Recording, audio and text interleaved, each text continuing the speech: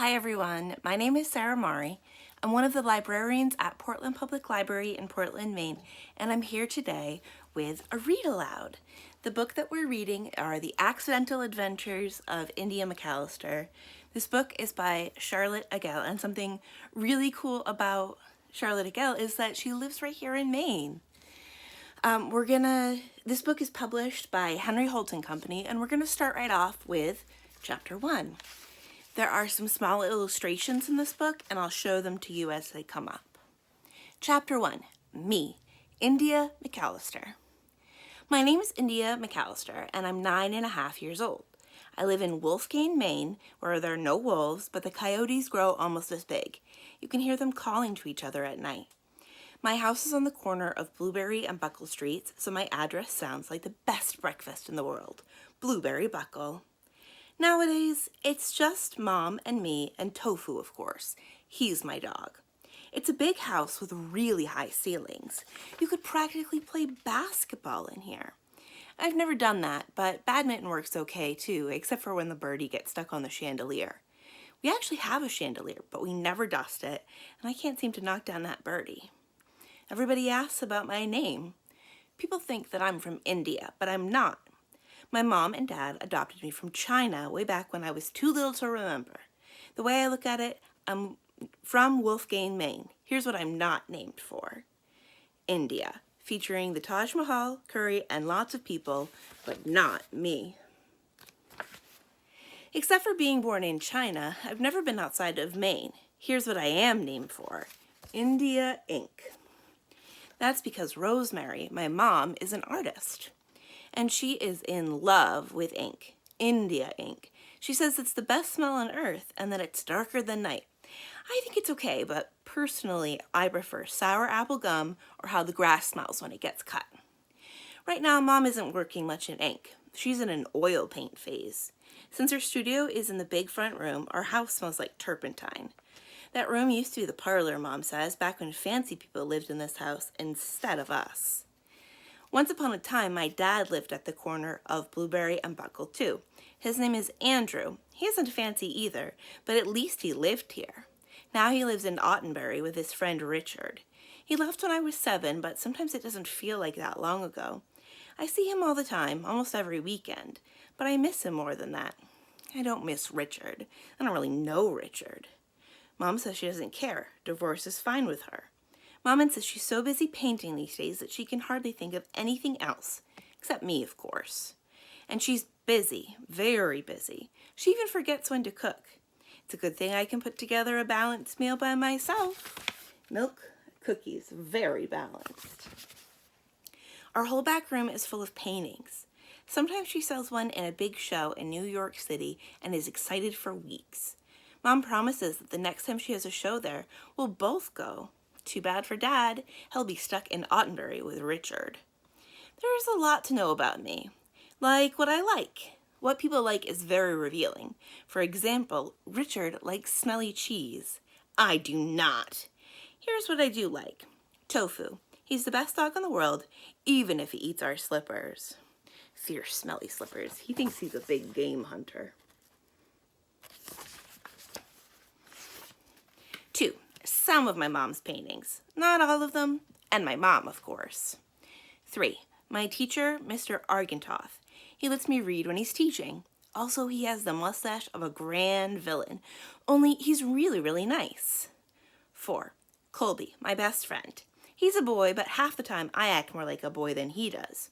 In 3rd grade, that didn't matter. Amanda Roden says that it matters now because we're in 4th grade, but I say it doesn't. Amanda Roden is not on the top 10 list of what I like, or even my top 100 list, and there are definitely good reasons for that. 5. My dad and me do cool stuff together. Actually, my dad all the time, except for when he calls me on the phone. For some reason, I hate phones. Everything I say on the phone sounds like someone else talking. 6. Science. It just makes more sense than most things. 7. The crabapple tree in the middle of town. It's great for climbing. When the blossoms are out in May, nobody can see you, which is why I spent a whole day up there. But that's too long a story for this list. 8. Reading. I'm suspicious of people who don't like to read. although Colby is one of them, and I like him just fine. He's just wrong about reading. Hey, wouldn't you rather be biking? Nope.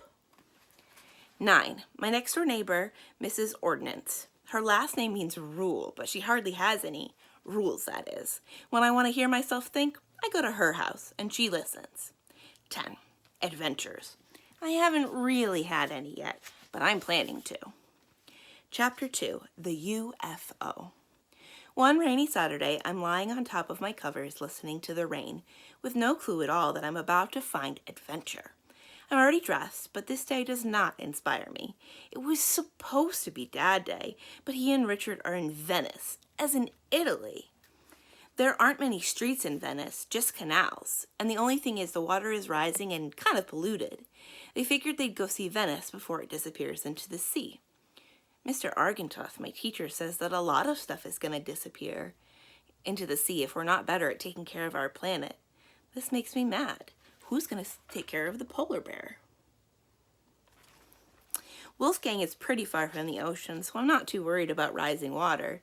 It takes at least 2 hours to get to the shore, even if you speed, like Mom does. She only gets speeding tickets when I'm not in the car, reminding her to slow down for heaven's sake, or at least mine. So anyhow, Mom is painting as usual, and there doesn't seem to be a particular reason to get out of bed, but then Colby shows up. India! He always walks right in and hollers my name.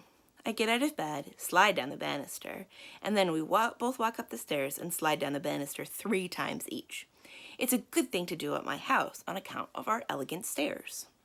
After we get tired of that, Colby asks me if I want to see something wicked cool. Who can resist? But he won't tell me what it is.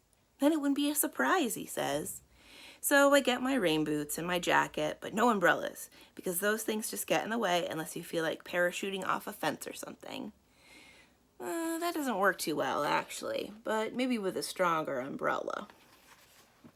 We walk down Buckle Street, me and Colby and Tofu, who is finding every possible puddle. Sometimes Tofu is a crazy puppy. Woof, woof, woof, woof, woof, woof. We pass the old Greek church, which is boarded up and haunted. That's okay. Ghosts don't scare Colby or me in the daytime. We walk by the little brook, which is full of water and whooshing towards the lake since it's spring. We walk past Amanda Rodent's house, which I refuse to even look at.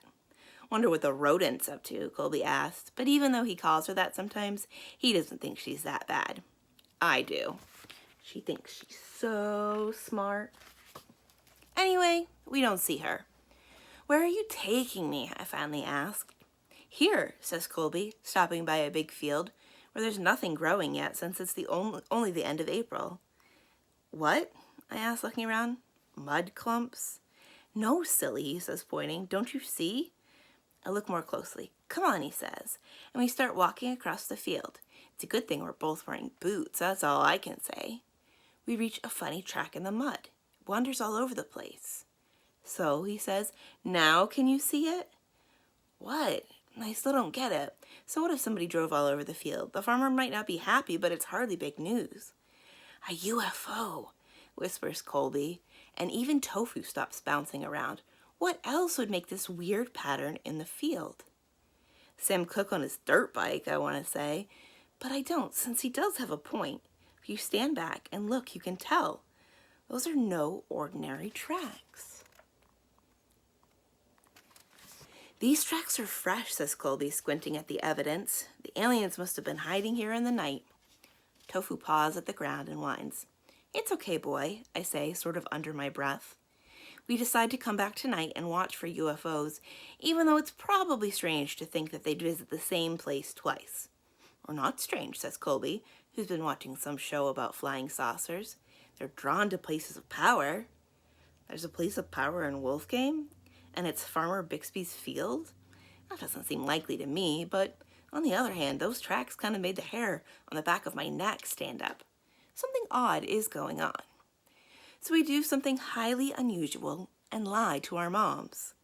I tell mine that I'm going to sleep over at Colby's, and he tells his that he's going to sleep over at my house. I don't know why we don't just tell them that we're going to go sleep out in the field. It just seems like the UFO might not come back if we broadcast the information all over Wolfgang. but maybe they can read our brainwaves. It feels really weird lying to my mom. She trusts me. Colby has 2 brothers and 3 sisters, so it's busy enough over at his house that he might not even be missed if he didn't say a word. But at our house, there's only the 2 of us and Tofu, so everything I do is extra obvious. And you can see their brainwaves that they're thinking. Where's my sleeping bag? I want to see the UFO. Amanda is kind of cute. I'm hungry.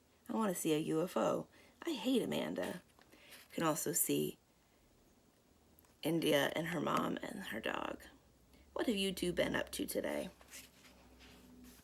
We bring our sleeping bags. My dad gave me mine for the camping trip that we hardly ever take since Richard. It's red with a really soft blue flannel lining, and it's so warm that I could probably use it at the South Pole. I love it a lot. Colby's sleeping bag smells like mothballs, and it has 2 rips covered in duct tape, but I don't say anything.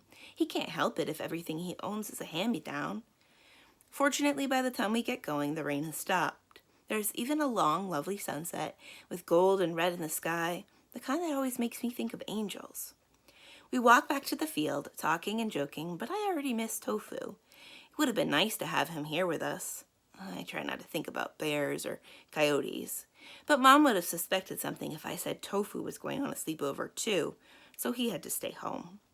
We spread out the sleeping bags on the little grassy hill next to the muddy field. Should have brought a tarp, says Colby, and he is right. The ground is damp. Colby digs a giant bag of barbecue chips out of his backpack, the kind we both hate but can't help eating because they're delicious in a too salty way. Pretty soon we've gobbled up half the bag and we're dying for something to drink. But we don't have anything. I experiment with sucking some of the rain off the grass. That helps for a second or 2. Maybe being unprepared is what makes it an adventure? The sun drops into the trees at the edge of the field and hangs there for a while. I keep thinking how cool it is that our sun is really a star burning in space. If we weren't so close to it, we would see all the other stars in daytime and be really, really cold. By the time our day star has set and the night stars come out, it is absolutely tooth-chatteringly freezing. Here's a picture of our closest star. We crawl into our sleeping bags wearing all our clothes and talk about stuff. For example, whether or not Amanda Roden is in love with Tim Nicol and if dogs can see in color. It's always easier to talk in the dark when you don't have to look a person in the eye. We try to ignore the fact that the wind whooshing in the trees sounds like faraway screaming and that we're lying there waiting for space aliens. So far, there's nothing going on in the sky except a bizarre cloud, which is a big relief to me since I'm starting to get a bit worried about actually seeing something. I mean, what would we do if a shining disk landed in the field and green men walked out of it? Not that I see why space aliens have to be green men. Personally, I think it's a whole lot more likely that they look like something we can't even imagine. And that we're completely not what they thought we would be either. Especially the rodent. Who would have ever thought her up? And why is she so popular? But we don't see a thing, maybe because we have our eyes shut tight. I'm just about to sleep, despite the screaming wind, when Colby asks me if I know the facts of life. Of course I do, I mumble, thinking he means what's the world's longest river, either the Nile or the Amazon, depending on how you measure it, and that sort of thing. I'm one of the smartest kids in our grade, even if I don't go around bragging about it. But it turns out he doesn't mean that at all. The facts of life are about how babies get made, and I absolutely cannot believe a word that he is saying. Shut up, I tell him, even though he stopped talking minutes ago. I don't want to think about his crazy ideas anymore, at least not now. And suddenly, I don't have to, because there's a strange flash in the sky. It's kind of greenish and quick. Colby gasps, and I grab his shoulder, but then after that, there's nothing else. The sky stays dark and starry. The wind even dies down, but we sit there in our wet sleeping bags, hardly daring to breathe. I think that was one, I whisper when my mouth finally works again. Maybe, Colby whispers. So now we can leave, right? Fine with me, he says, worming his way out of the bag. We run all the way through the dark woods and the quiet streets back to my house, which is where we have most of our sleepovers, since we have so much extra room. It's a good thing that people don't lock their doors around here. According to our kitchen clock, it's 2:15 in the morning. Tofu bounces down the stairs and jumps all over us. But Mom stays asleep. Colby and I roll out our damp sleeping bags on the living room floor with Tofu snuggled in between us. He snorts in his sleep as if he's dreaming about something astonishing. I go to sleep and I don't dream anything at all. When we wake up, my mom's surprised that we're here since she thought we were supposed to be at Colby's house, but she's in a really good mood. She always is right after she's finished a painting. You won't believe how late I stayed up, she says, not realizing that Colby and I were up even later. Waffles or eggs? Later, we sit around eating, and then Colby asks to see her new painting. Not just because he's polite to grown-ups, which he is. He likes all of my mom's painting, even the weird ones. Actually, this one isn't bad. Is it UFO patterns in a muddy field? Asks Colby. Mom just tilts her head as if she's considering and laughs. That's the end of chapter 2 and where we're going to stop today. We'll pick up tomorrow with chapter 3, My Mother is Strange. Thank you for listening. Once again, my name is Sarah Mari. I'm one of the librarians at Portland Public Library in Portland, Maine. I'll see you again soon. Bye.